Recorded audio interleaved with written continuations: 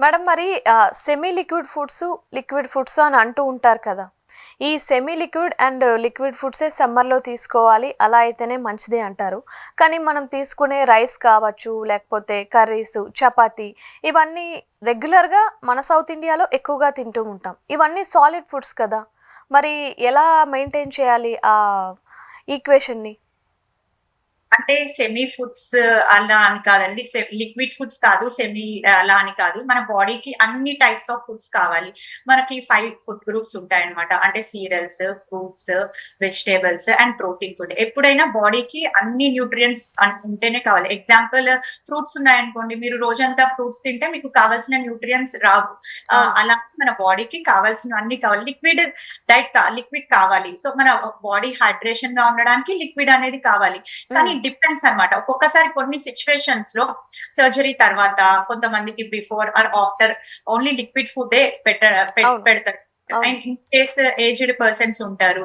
వాళ్ళు నవలలేరు and digestion వాళ్ళకి అవ్వదు. సో అలాంటి కేసెస్ లో లిక్విడ్ తీసుకోవచ్చు. అండ్ సాలిడ్ ఫుడ్ మనం పిల్లలకి పెట్టేటప్పుడు కానీ టీనేజర్స్, అడల్ట్స్ ఏ ప్రాబ్లం లేకుండా ఉన్న వాళ్ళకి సాలిడ్ ఫుడ్ అనేది బెస్ట్. సో ఎందుకంటే అందులో ఎక్కువ ఫైబర్ వెళ్తుంది మనకి.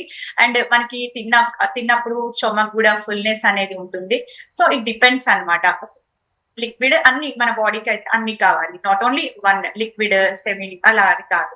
ఓకే. ఓకే. మేడం సమ్మర్‌లో వెయిట్ తగ్గడం కొంచెం ఈజీ అవుతుంది అని అంటుంటారు కదా! అది ఎంతవరకు నిజం? ఆ! వెయిట్ తగ్గడం అనేది ఇప్పుడు చాలా అందరికీ కామన్ ప్రాబ్లమ్ అయిపోయిందండి. కానీ అదనేది మనము బ్యాలెన్స్‌డ్ డైట్‌లో తీసుకోవాలి. అంటే డైటింగ్ అంటే కొంతమంది పర్టిక్యులర్‌గా ఏం తినకుండా డే అంతా డైట్ చేస్తారు. మళ్ళీ ఒకటేసారి ఈవినింగ్ వచ్చేసరికి ఎక్కువ తింటారు. కానీ అవును. అలా కాదు.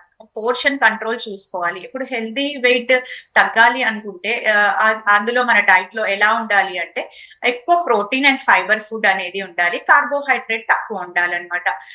ఎగ్జాంపుల్ మనము లంచ్ తీసుకున్నాం అనుకోండి. లంచ్ తినే ముందు కంపల్సరీ సలాడ్ తీసుకోవాలి. అంటే ఓకే. ఫస్ట్ ఫైబర్ ఫుడ్ అనేది తీసుకోవాలి. ఎనీ వెజిటబుల్ లైక్ కీరా, బీట్రూట్, టొమాటో, క్యారెట్ అలా తిన్నప్పుడు మన బాడీలో షుగర్ లెవెల్స్ అనేది స్పైక్ అవ్వవు.